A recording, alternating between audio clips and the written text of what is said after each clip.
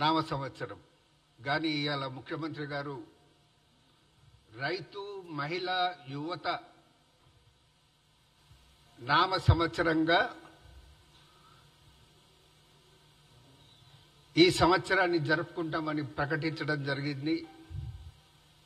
ఈ సందర్భంగా రాష్ట్ర ప్రజలందరికీ కూడా రైతు, మహిళ, యువత నామ సంవత్సర శుభాకాంక్షలు తెలుపుతా ఉన్నాను.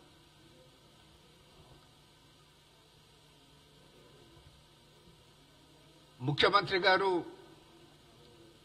ప్రతి గ్రామ పంచాయతీలో స్కూళ్లను ఒకవేళ గతంలో మూసి ఉంటే వాటిని తెరవాలనే మాట కూడా చెప్పడం జరిగింది.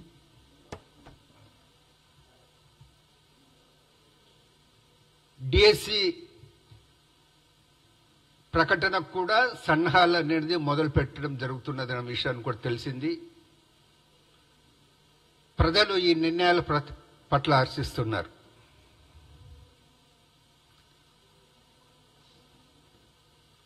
కాంగ్రెస్ ప్రభుత్వం ఏర్పడి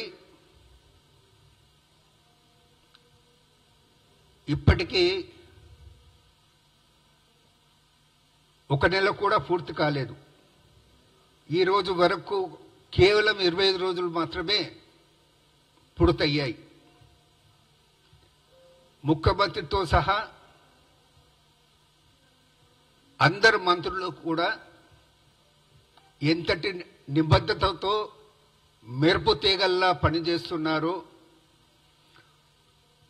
6 గ్యారంటీలను పూర్తిగా అమలు చేసే పద్ధతిలో కృషి చేస్తున్నారు. రాష్ట్ర ప్రజలందరూ కూడా గమనిస్తున్నారు, హర్షిస్తున్నారు కూడా. కానీ కేటీఆర్, హరీష్ లాంటి వారు ఓటమిని అనేది జీర్ణించుకోలేక ఇంకా మతి భ్రమించి మాట్లాడటం చూస్తే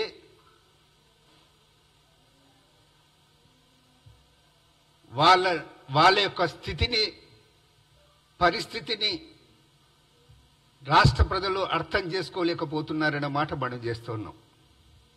అధికారం నుండి బయటపడంగానే వాళ్ళు నీటి నుండి చేపలు బయటపడితే ఏ విధంగా అయితే తల్లడిల్లుతారో ఆ విధంగా తల్లడిల్లుతూ మాట్లాడుతున్నారు.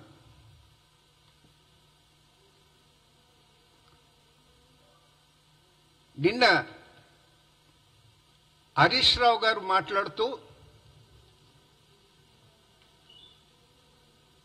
గ్యారంటీలను అమలు చేసి మాట్లాడటం చేయాలని, తొందరగా చెయ్యాలని,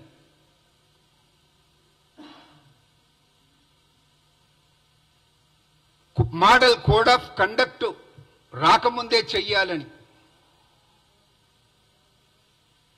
అని మాట్లాడటం జరిగింది.